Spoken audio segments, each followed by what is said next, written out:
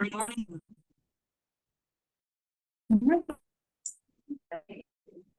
everyone. Welcome to A Mother's Way Maternal Health Series. We are running our October series finale here at the Kitchen Position with Miss Shawnette and joined and gathered by Vanessa from Mima's Pop-Ups, as well as Ed from Awake the ACC. And if you join us on Thursdays, you will also hear from our nutritionist, Alexis Brooks. I am Crystal Jackson of A Queen Mama Doula Services, joined again by the Honorable Alexis Harmon from the Doula DMD. Yeah. So we are talking through comfort techniques. And so today we thought a pretty relevant topic, the comfort techniques through the stages of labor. And so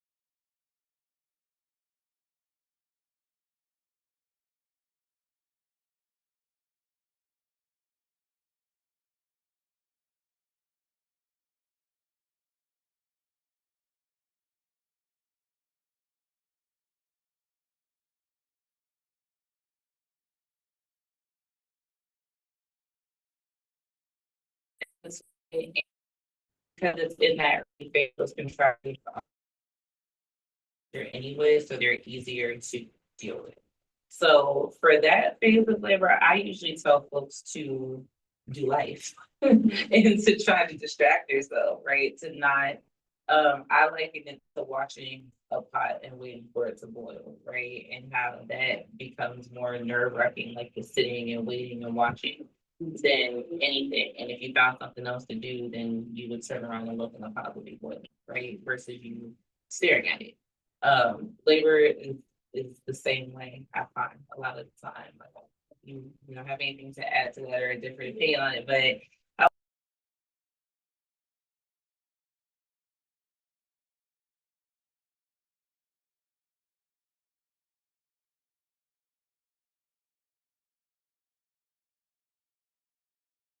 continue doing to continue doing life and doing whatever it is that helps you to be comfortable. But we know in the pregnancy has its own discomforts, right? So you may already be tired, exhausted.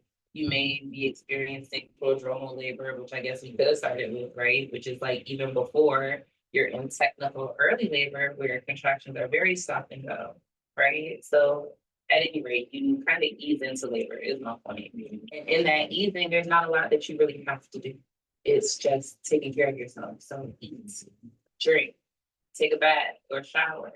If you feel up to it, sure, take a walk. But I'm the doula I'm gonna admonish you for running up and down the stairs and walking up and down hill, trying to get things going. Like things will be going when they're ready.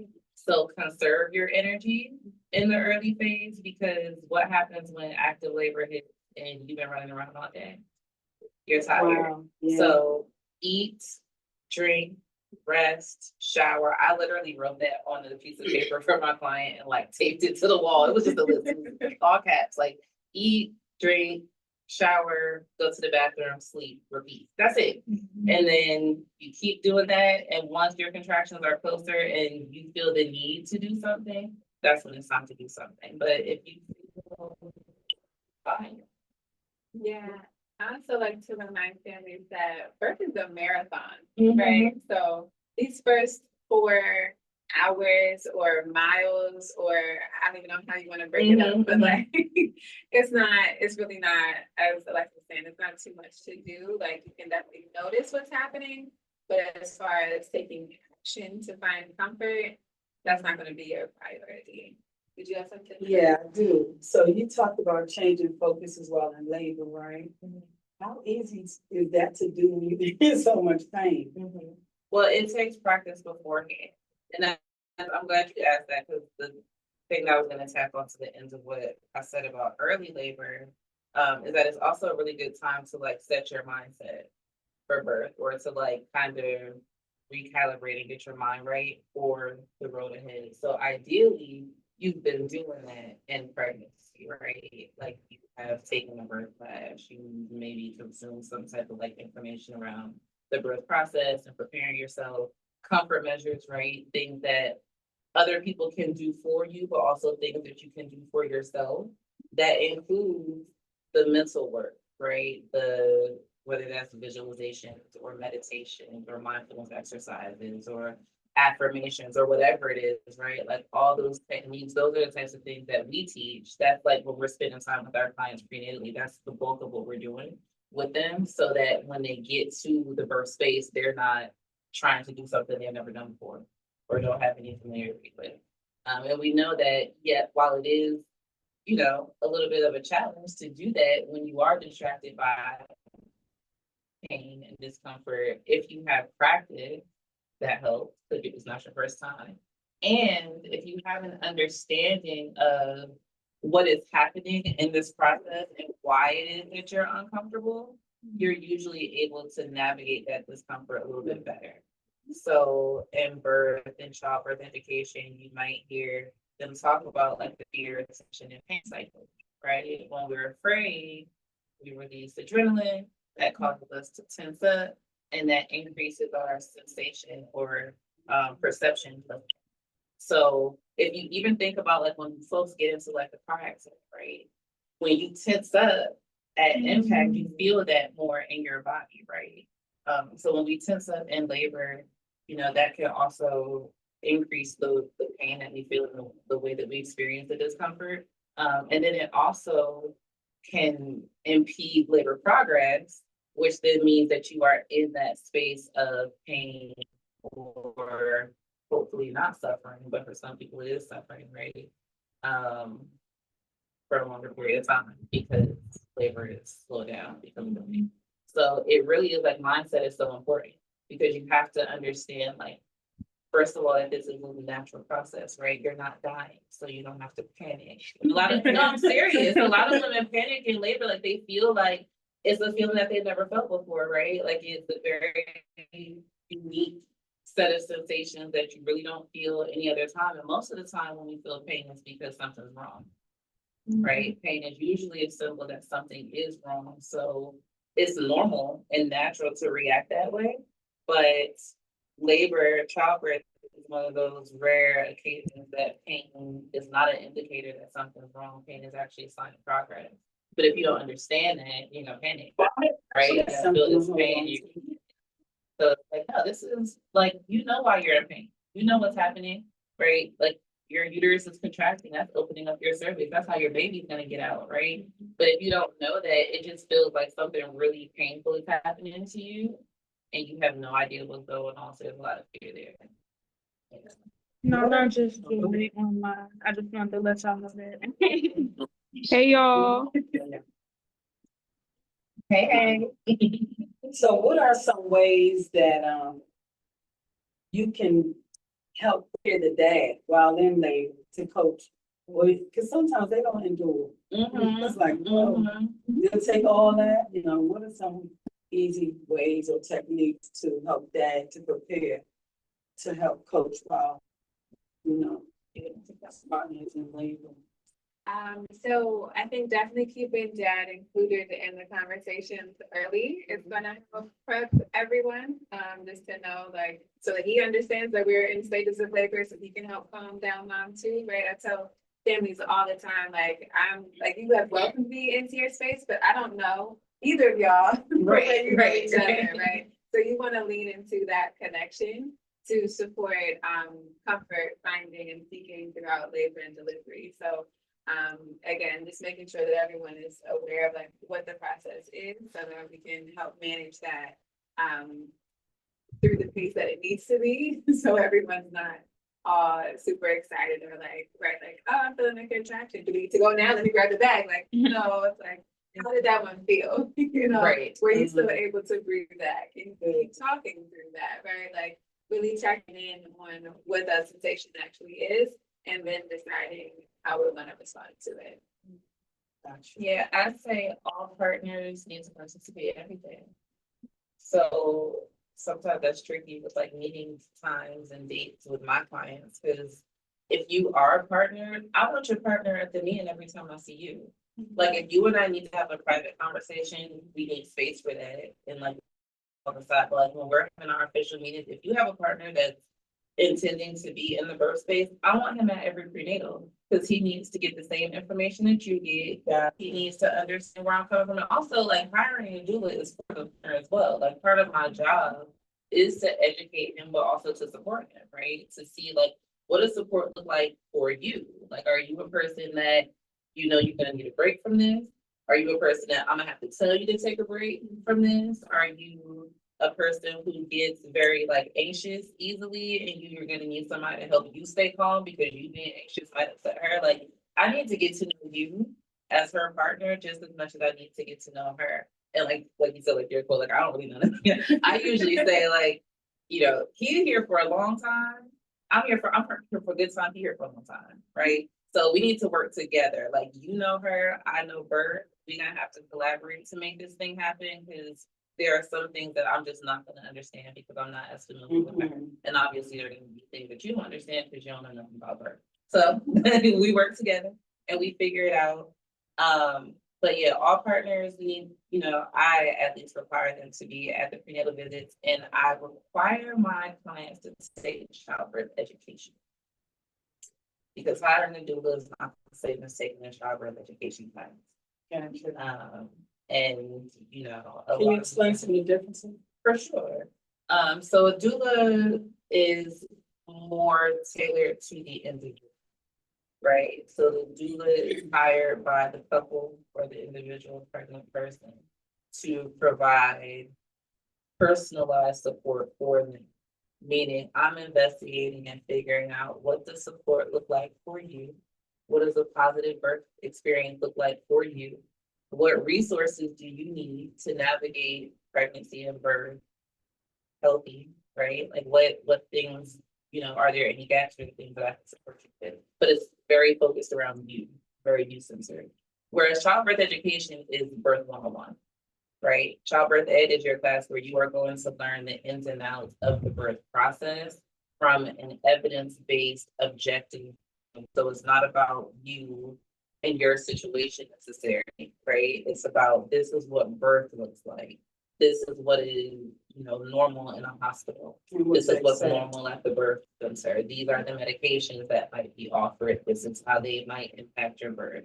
These are reasons you might be induced, right? So a lot of times it crosses over in the doula visits. We end up talking about these things, but we don't have the same amount of time really to get as deeply into each of those topics as you would in a childbirth ed class. So it's like ideally clients would be taking their childbirth ed class before they meet with us. So that by the time they're meeting with us and we're doing things like setting birth preferences, right? You've gone through that class, so you know what you're choosing. It's hard to do that and to say like, I, for instance, am fine with being induced. You hear a lot of, I don't care if I get induced, I want this baby out, it doesn't, you know. And while there is, you know, I take nothing away, and that there's shade of disrespect, and I think that like just wanting pregnancy to be over and being over it is valid and, you know, also holds weight. But we're sometimes making choices without the full information, right? We don't really understand what an induction means. And, Mhm. you know, first hearing it, it sounds like I'm just gonna go into the hospital and they're gonna do something, I'm gonna have a baby quick, right? Because the whole idea is that I want this to be over more quickly, right? But what we know as professionals who do this work and see inductions on a regular basis is that they're often not fast at all. They take a lot longer than spontaneous birth usually, right? Because you're a lot of times inductions are starting from zero, right? And we're trying to get things going, right? So it's like in order to be able to make those informed decisions, you have to have that information. So you have to go to the class to get that education and really be able to stand on it and say you knew what you were choosing. Otherwise, you're just picking stuff off the list with no context or understanding of what it really means or how it relates to each other. How long is the birthing class? They vary. It depends on who's teaching. Like some people will do like a 1 day class. It might be a few hours. You might have like a class that's spread out over several sessions, maybe like 2 hours per session. Hybrid models where it's like 1 day online and then you come and do like one in-person day where you do all the hands-on stuff. So it varies based on like the instructor, but. And is it a cost associated or are there programs that like offer for free? So that's the hard part. Usually childbirth is not free. There are some really cool like folks who offer like free classes. Like I have a colleague out of Texas who does a free class monthly. So I'll share that with folks who I know are unable to get into an in-person class. But ideally you would do something in person. And those are harder to come by without a price attached. So sometimes you can find a sliding scale though, so it may not be, you know, as much of an issue. Do we know if insurance covers? So childbirth education, I don't believe so, but some insurances and like depending on where you're getting your prenatal care, you may have access to certain like childbirth education like resources or groups. Like we mentioned yesterday, we're talking about centering, which is like a 10-week pregnancy circle, who's like elements of childbirth education, perinatal wellness, and then the moms are also being seen by their midwife in those meetings. So it's like a multi-function type thing.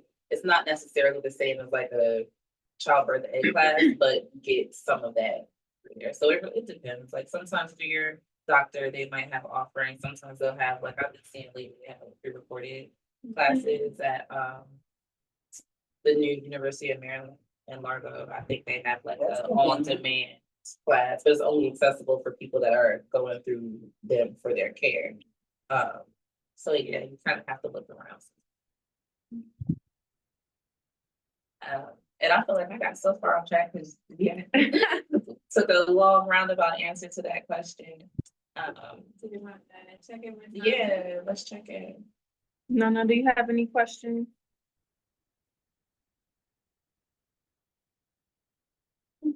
No, I don't have any questions.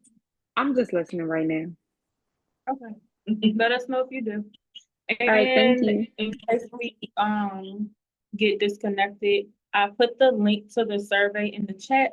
So go ahead and grab that just in case. How are you? How's baby? She's good. I'm actually feeding her right now. Good. Yeah, but she's doing well. She's out here.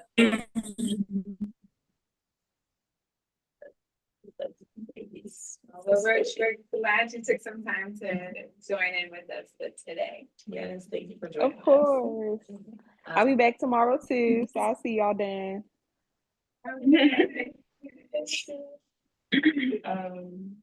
But yeah, so that's pretty much early labor in a nutshell. So just to like very briefly recap, early labor is where oftentimes labor begins, right? It's contractions that gradually become consistent. They may be very sporadic and stop and go. They may become more consistent and develop a pattern, but that pattern is still more than 5 minutes apart. So because those contractions are spaced so far apart, you have a lot of time to recover and there's not a lot to do. Now, there are some times I'll just little star asterisk here, right? There are times where, depending on, like we talked about that mindset, right? Like if we have a lot of anxiety and fear of things, and sometimes that early phase is harder to navigate, right? Like if there's just a lot of tension and anxiety around birth. So, you know, support sometimes has to be adjusted, right? Like often I'm called in active labor, but there have been times that I've been on site for hands-on support in the early phase too, when I generally wouldn't be there that early, but it was more comforting to the mom because she was just very, very anxious. So sometimes, you know, things are different for different folks, but generally speaking, that's like the way that labor flows. So moving on from early labor to active labor. One other little tidbit about early labor. Early labor is typically defined as like 0 centimeters to around 4 centimeters. So that's very early on in your labor process.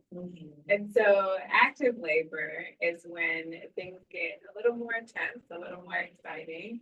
And maybe not so exciting, but a little more active. And so contractions are getting closer. They probably are stopping you in your tracks. You won't be able to complete a sentence. You're going to be grasping for some type of support. And so that's when you want to make sure that you're getting into your comfort techniques. It's still not necessarily time to rush to the hospital. It could be, but also not necessarily right away, because again, right, birth is a marathon. And why not be in the comfort of your home as long as you can? Again,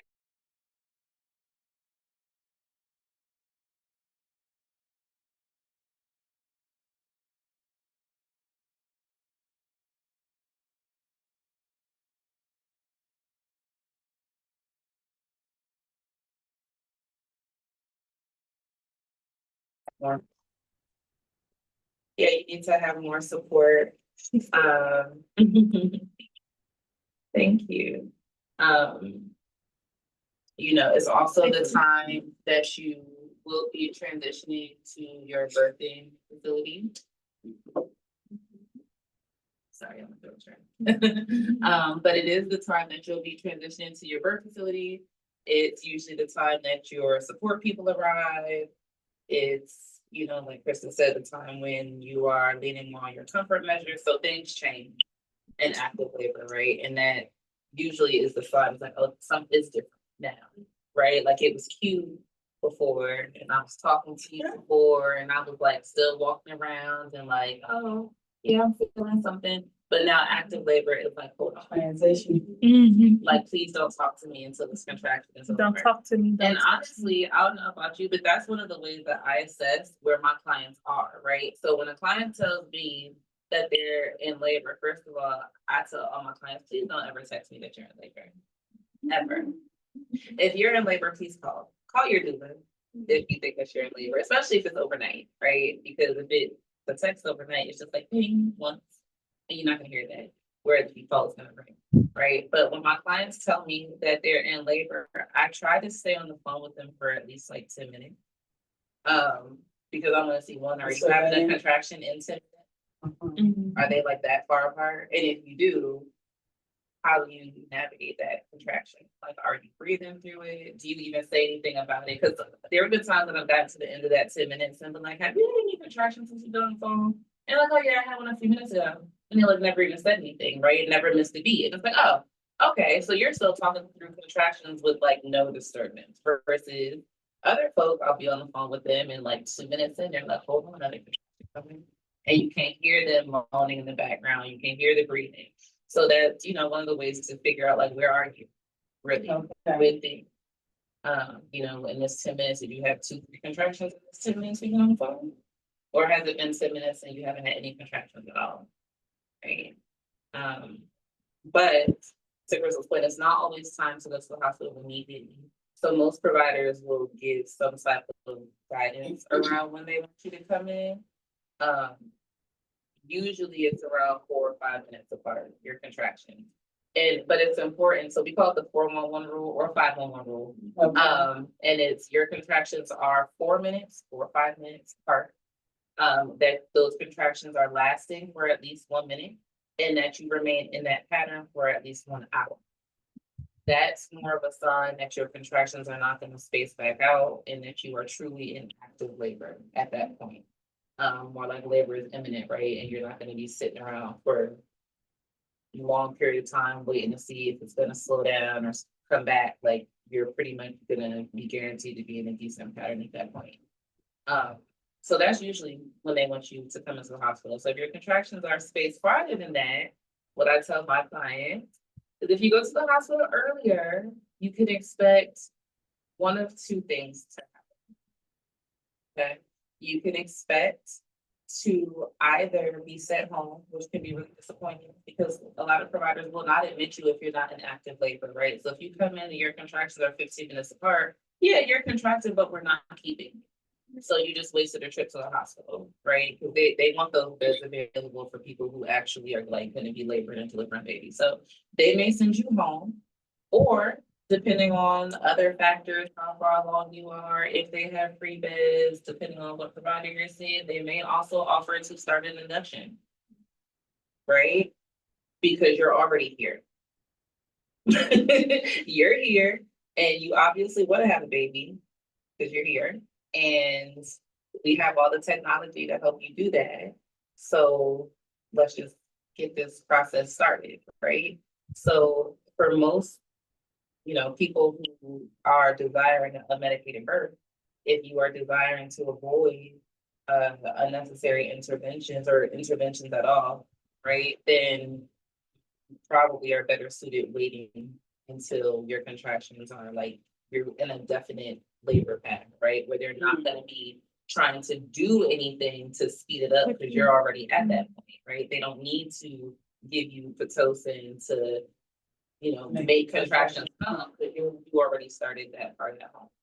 Now, we know that sometimes inductions are necessary, and that's a whole nother conversation. I feel like we could have a whole talk about like that process, but if you're trying to avoid that, it's best to wait until you get to that point. So active labor is what, 5 to whatever centimeters, 6? Yeah, so active labor, if we're talking about dilation, is usually to around 7-ish centimeters. So it's going from like 4 to 7, contractions that are anywhere from 3 to 5 minutes apart, generally. And if those contractions are lasting about a minute, yeah.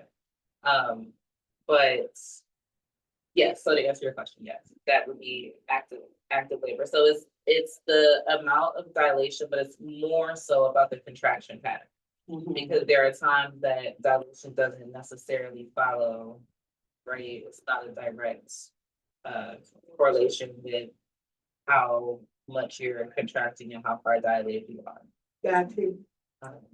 One tool I like to share with families to kind of add a little more concrete tracking to like where you are in labor is the contraction timer app. And you can like share it or like live stream it, right? So like as the contraction starts, you push a button. As it stops, you push a button and it gets logged in. And again, it live streams with whoever shared the app with you. And then also when you get to that 5-1-1 or 4-1-1 pattern, it will alert you like, hey, you're in that pattern. So I'm gonna go to the hospital. And so you can have that when either person's phone, right? It generally would be on mom's because she's the one in labor, but you can also have it on your partner's phone so that they can, be active in supporting and tracking those contractions and like making sure y'all get out of the house on time. And what was the name of that? There's so many. Contraction timer app. Yeah. There are many. If you just go to like your app store and type in contraction timer, there's a lot of them that come up, but they're mostly the same. I don't even know like the name of the specific one, but many of them function in the exact same. They start, stop, and it'll like log all that for you. But yeah, so active labor is time to get active, time to move, time to, work with gravity, time to lean on your support people, time to, if you're gonna eat, grab something to eat, because you're probably not gonna feel like it later, but yes, you do need the energy. So it's more like why I stress eating in early labor, but if you're able to manage like some snacks or something, still keep them nearby in active labor because you're exerting a lot of energy. So you burn through that, like you need fuel to keep things going and moving. So eat, maintaining hydration, things like the shower. So some of the things from early labor are still helpful, but this is the point where like positioning matters a lot, right? Like certain positions may be more comfortable for you, especially like when people are having back positions where you're leaning forward are more supportive because you're taking a lot of that weight and pressure off your back. Things like squatting or leaning or different supportive positions where your partner is able to like hold some of your body weight so you're able to just kind of relax. So it's time when those things are a little bit more appropriate. Like that early labor, you're barely contracting. So it's like you don't necessarily need to squat, and the contractions don't last as long, right? Remember the whole like thread that weaves through all of this is contractions that grow longer, stronger, and closer together. So as that happens, that also means the intensity and the pain and all of that is also increasing. And then from early labor, I'll also say early labor is usually the longest phase of labor because that is like the foundation in establishing labor, getting from, contractions starting to active can be a long time. So early labor is usually the longest phase. Active labor on average lasts like up to, I think the average was like 8-ish hours, but sometimes shorter, sometimes longer, depending on what's going on. But movement helps, gravity helps, staying hydrated helps, even going to the bathroom helps, right? All those things kind of help for your body to release those hormones and for labor to progress more easily. And yeah, I want to make sure you have time to add anything else to add to that. No, I mean, I think we're covering it. The only thought I have is just to offer an honor if you want to share any of your birth experience. You don't have to right now, but if you want to like take some time if you're still birth story. Yeah, you're still working with things. That's cool too. But I just wanted to offer that if you do want to hop in and share any of your birth experience. As I like to say, we love a birth story. But yeah, so if that's active labor. I think you can go ahead, Nana. Oh, okay. Yeah, my birth experience, it was really interesting. I had intentions of being natural, but I'm not gonna lie, I took that medication. Um, and it really it was, what's crazy? The craziest part was I was on the epidural, but I didn't expect to still feel the pain of like pushing and things like that. And I still felt the pain. It was crazy. I still think about the last 3 pushes because that was a lot of pain. That was a lot of pain. So I can't, yeah, that was crazy. But overall, it was a pretty positive experience. It did take a while, just because I don't know, my body just took a while, and I did feel the pain a lot, but breathing definitely did help. I put on some birth affirmations that helped during the early phase of my labor, just to like remind me to keep going. And then breath work definitely was really important when I was pushing. But the nurses and the doctor, they helped with that because basically they were like push with inhaling, and that helps like a lot with in terms of like the progression of my baby coming out and everything. So yeah, but it was very painful. People do not lie about the pain. That was very painful. But you know what I'm saying? It's you gonna get through it for sure. You're gonna get through it because you already going through it. But yeah, it was very, very painful. 10 out of 10. Yeah. Listen, that was short, but you dropped a couple gems. Like, yes, it is painful, but I always bring up the point of like pain versus suffering, right? Like pain, we know that we can get through. Pain is a normal part of life. Like it happens. It's a part of experience. And like, especially when you're navigating like a big moment, like it can be painful. And like, but we have capacity to deal with pain. Suffering is when you attach like meaning to that pain or you are experiencing that pain and you feel overwhelmed, right? You feel out of your depth, you feel unable to navigate it or manage it. And it's more of like a state of mind. So it's like, yeah, pain we can deal with, but we never want you to suffer. So I applaud you for making the choice to get your pain medication to avoid the land of suffering, as I like to call it. So that is what we want. But it's also a good point to make that we're talking about mostly non-medical comfort measures, right? But we know that medication is available in the hospital. And I am not, one of those folks that's anti-medication. I think that it's there for a reason. It serves a purpose. Thank God we have it, but it's overused sometimes, right? That we're not always aware of all of, everything that comes with some of the things that we're doing, right? So epidurals are a perfect example. I'm sure you've also come into contact with folks that are like, I want an epidural right away. Like, I don't want to feel nothing. As soon as I have my first contraction, hook me up. And it's like, while you have every right to do that if you choose to, and I will be here with you regardless. We need to shed a lot of light on the true nature of epidurals and what to really expect around that so that we can set realistic expectations. Again, it's not to tell you not to get one, because again, I'm glad that they exist. I'm glad that they're there, because sometimes they're really, really useful. But are we understanding that epidurals don't always take away all of the pain? I was about to say, she just said, I still felt right. Exactly. I still felt it. Are we understanding that you still may feel pain? And even if you don't feel pain, right? Say the epidural works and you're not feeling pain, you still very often feel the pressure of contraction. That's something that people don't anticipate. They think that they're going to be completely numb and not feel anything. You still feel the squeeze. And you would, I guess, just thinking about it, you have to feel that because you need to know when to push, right? Mm-hmm. So it's like you can't be numb or right. And I mean, sometimes some epidurals are heavier than others. So that's the thing. It's like some people are completely numb, like can't raise their leg at all. Some people still have control over their feet and can still kind of shift themselves in bed. Sometimes the epidural is uneven. It might take on one side, you only numb on half your body and you still feel your contraction on the other side. Sometimes they wear off over time.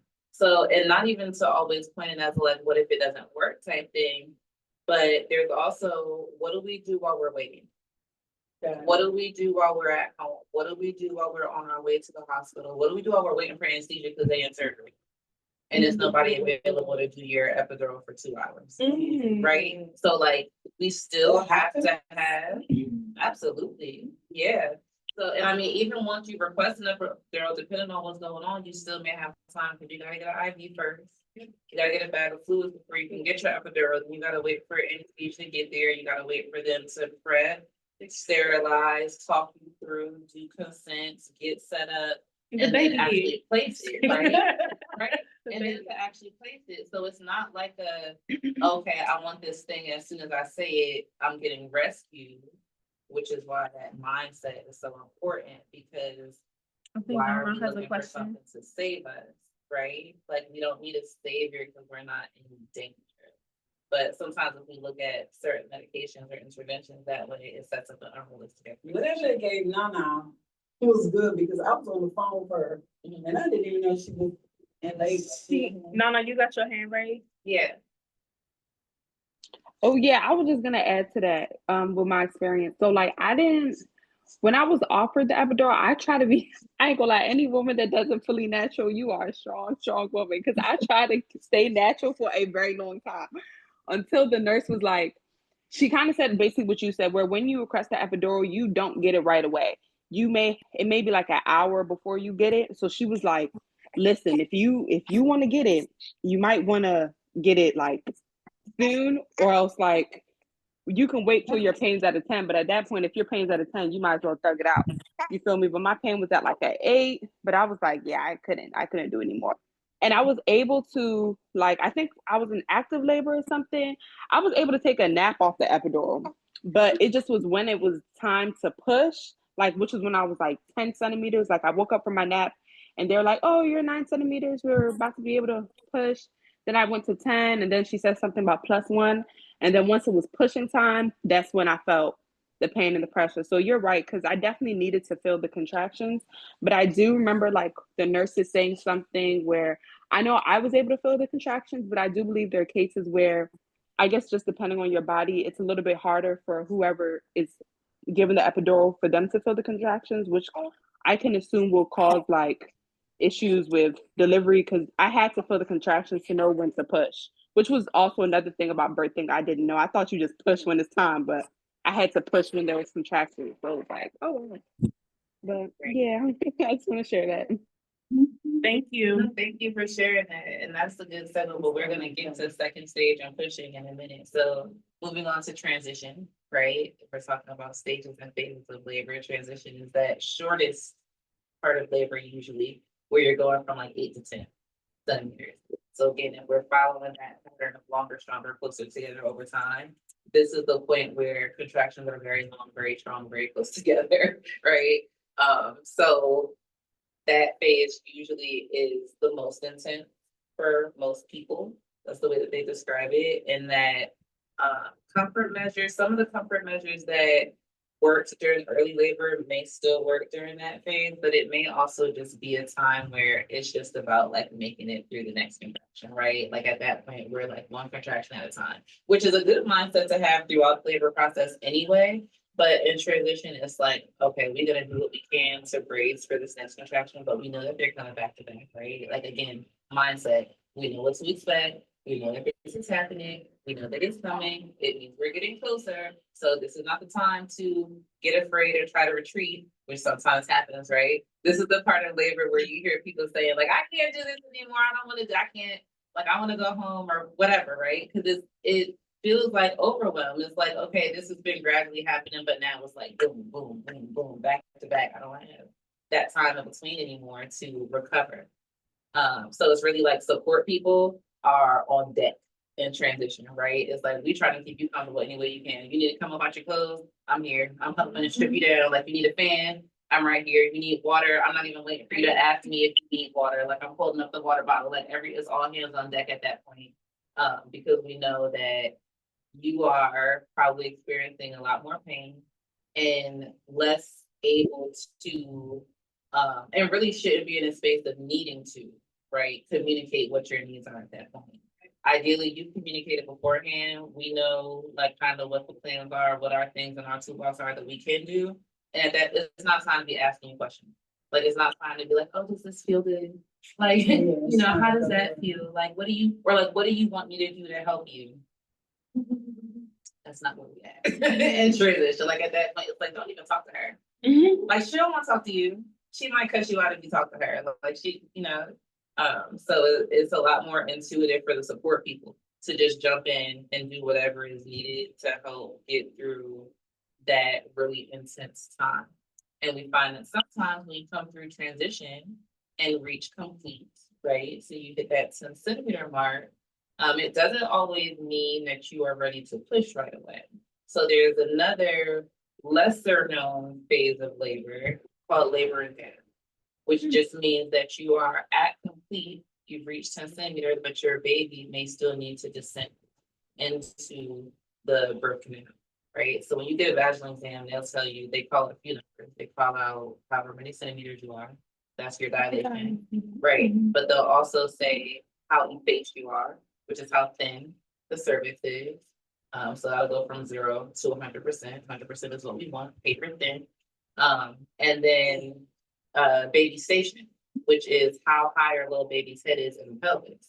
So it's like the 0 is the middle, -1, -2, -3, +1, +2, +3. So +3 is like baby's head about to come out, right? Baby's head is almost crowning. But if you're at 0, or sometimes even +1, what that means is that baby's head is not fully engaged yet.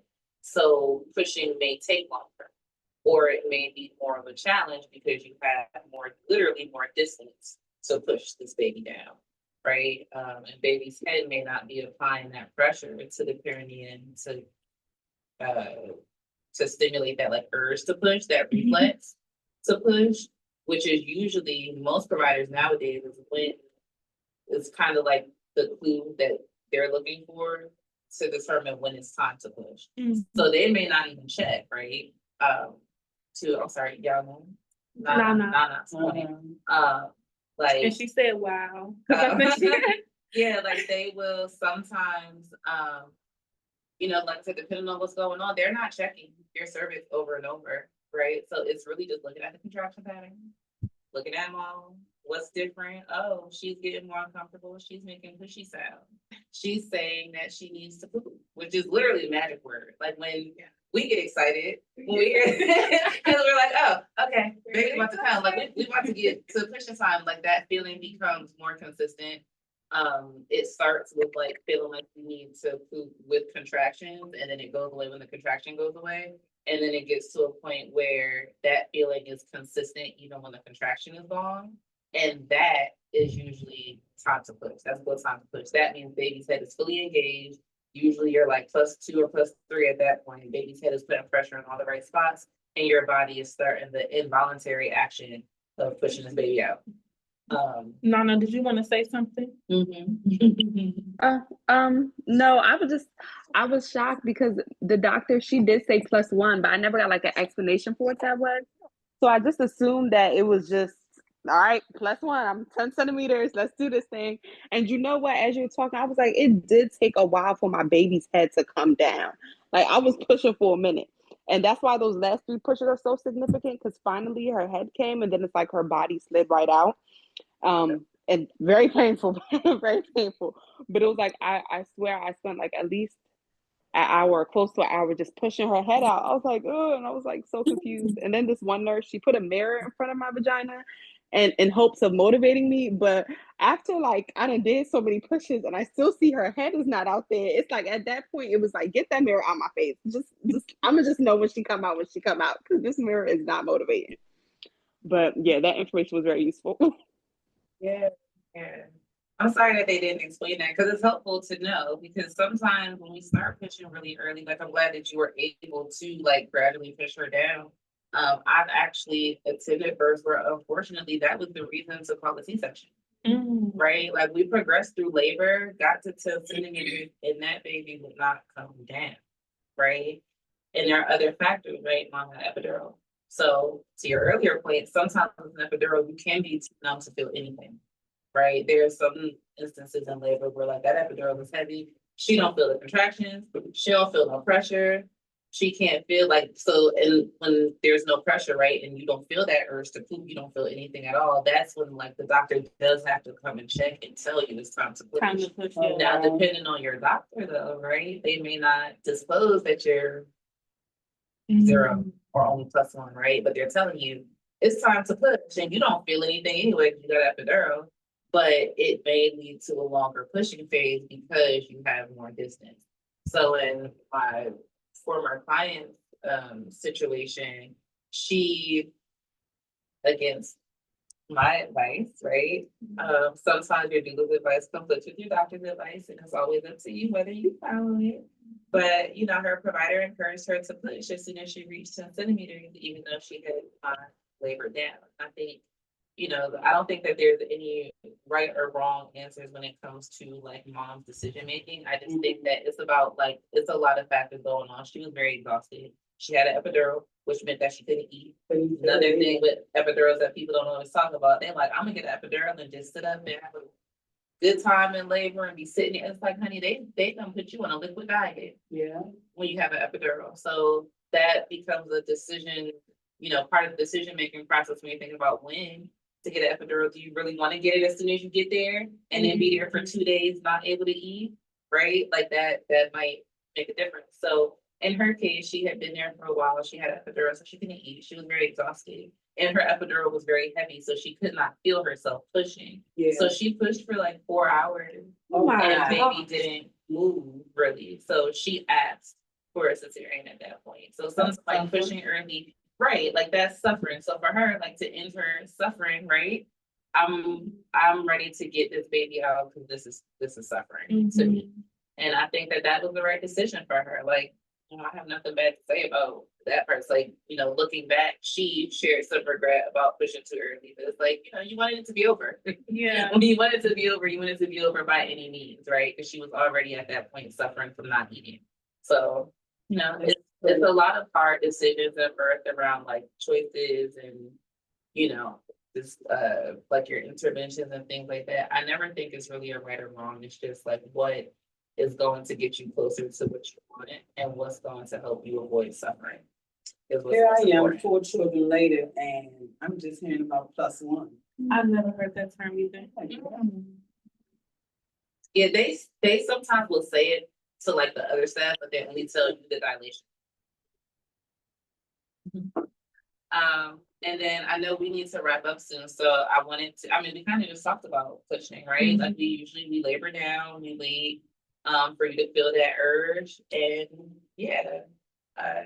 you usually do push with contractions, breathe, get a few pushes in per contraction, and ideally each push move baby down a little bit more. Sometimes a little bit of like push, pull, like you might see like baby's head start to like peek out and then Go it back comes up in there. and then it goes out and then it goes back. But like each time it's like a little bit more that comes out until baby's head is out. And then usually once their head is out and the shoulders come right after, The rest of body baby just just comes slides. up. So the hardest part is getting that head and shoulders down and out. And if your baby got big old head. Great, exactly. And I think maybe a good spot to pick up tomorrow would be like postpartum comfort measures, maybe. You gonna be Talk with me? about. Yeah. We can talk about like postpartum stuff, but I feel like that's another whole wide world of stuff that we can get into. But yeah, I guess that's the stages of labor in a nutshell, I suppose. Do you have any questions? Well, she gonna be back for the post. No, but thank you for the info. Yeah, I'll be back for the post. I'll see y'all And the tomorrow. postpartum now, so tomorrow's conversation will be even more like actually resourceful and helpful for you. So, but thank you for coming and joining us and interacting. How old is the No baby? problem. This was very informative as well too though. And she's good. Oh, you said how old is she? Mhm. 2 weeks and a day. Like, brand new. I was just pushing Yeah. like 2 weeks ago. Yes. But it's been good just adjusting to the new schedule. But you're 100% right. I feel like mindset during pregnancy and even like in postpartum has definitely shaped and helped the way I look at things that most people would consider stressful. Like I've still been able to remain intact, but I also have a good support system, so I'm lucky for that. But I know mindset still really matters because I see stuff on TikTok about people, even with their support system, they still feel just the stress of being a mother and all that. But like even like I said, from labor, I was playing affirmations. I played a lot of gospel music, so I've tried really hard to keep myself in good spirits. So that's been helpful. It is. Everything else will follow. Get your mind right. Like it's hard to do any of the other stuff if we're not mentally and emotionally well. So I would say prioritize that and the things that contribute to that, and everything else will kind of fall into place. And like, especially when you have support, sometimes that's tricky getting support lines up and things like that. But taking care of you, and for us as doulas and birth workers and support people, I just said this to my client before we got here. To your point, sometimes support people are not helpful, right? You got a house full of people, but ain't nobody helping with nothing. It's like everybody needs everybody needs something to do. And our job is to support the mother, right? Like I did not become a doula to hold babies. I got 4 kids of my own. I got enough babies to hold. I got nieces and nephews. It's really not about the babies for me. I became a doula because I love women and I'm passionate about women's health, right? So my philosophy is like, take care of the mom, the baby's gonna be fine. Babies are fine. That's very, very true.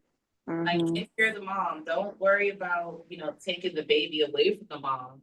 She don't need to, either one of them really need that. They don't need to be separated. They need you. That's fair. And all the other stuff around them so that they can be uninterrupted so that they can bond, so they can do, so they can heal Mhm. without having to constantly stop to do these other mundane things that somebody else can be taking care of.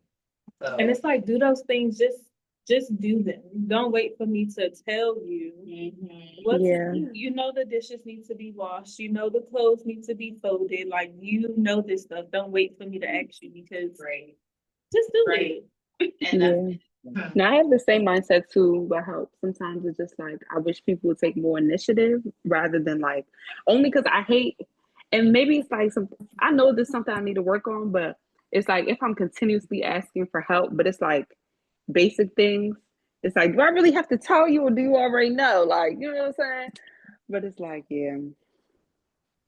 is it an awareness issue or is it a willingness issue, right? So it's not always that you don't know, but it's like maybe you're not willing for whatever reason to step up and support.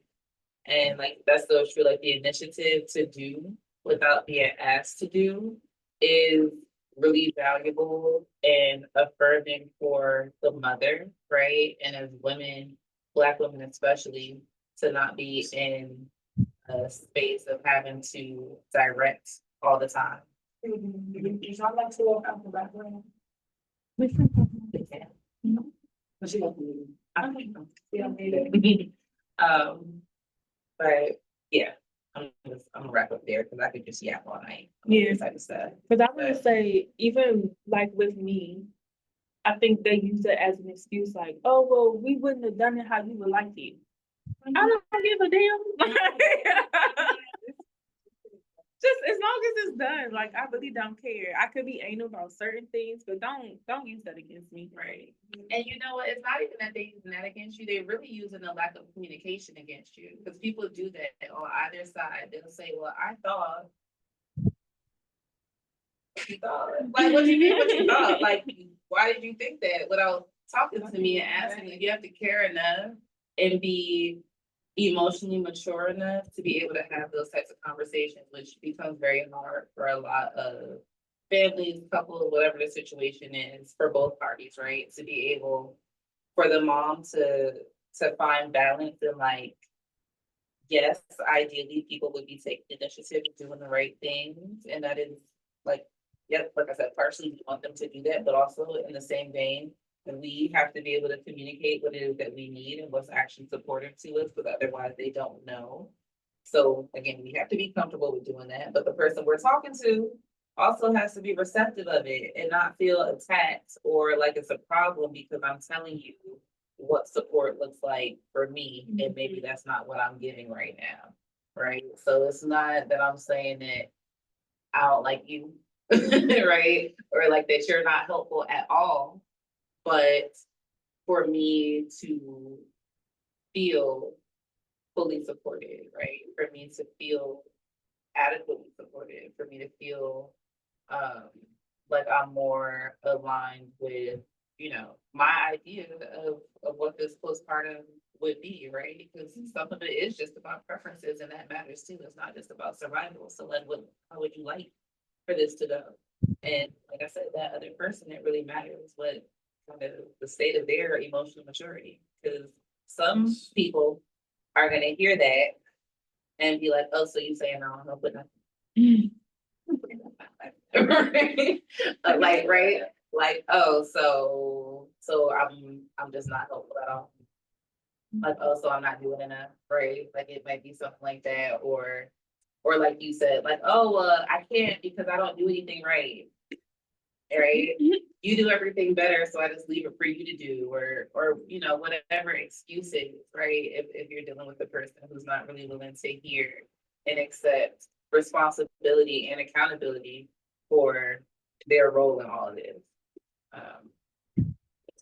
Them conversations be hard, stuff be up. I'm like, I know y'all just had a baby, and that was like, do I like you? Like a lot, That's another topic. right? Like we end up making it a child. So yeah, I think maybe postpartum and like, or even like, I guess like immediate postpartum would be a good place to start. Like that golden hour and what it looks like immediately once baby's out, right? Like she puts that baby out. It still ain't over. Still got a lot to do after that. So yeah, we'll wrap there. Yeah. Well, we dabbed a lot. So thank y'all for hanging with us. And thank you, Crystal, for having me and inviting me to just talk birthday stuff. As y'all can tell, I can talk about this stuff all day. Oh, yes. So tomorrow we also have Alexis Brooks, who's doing nutrition. And so maybe next week, we're not next week, the following week, the fourth week. The fourth week. Right. October. Yeah. We'll be here again on Tuesday and Wednesday. And then Thursday again will be Alexis Brooks with nutrition. So again, thanks for joining the Mother's Way Maternal Health Series. We are at the kitchen position. And Alexis Harmon, Crystal Jackson, we're at the kitchen position, and we have Vanessa manning or womaning I do from Iman's Pop-Ups, and Shanette was with us as well today. So thanks. See you Thank you soon. for joining us. Thank y'all.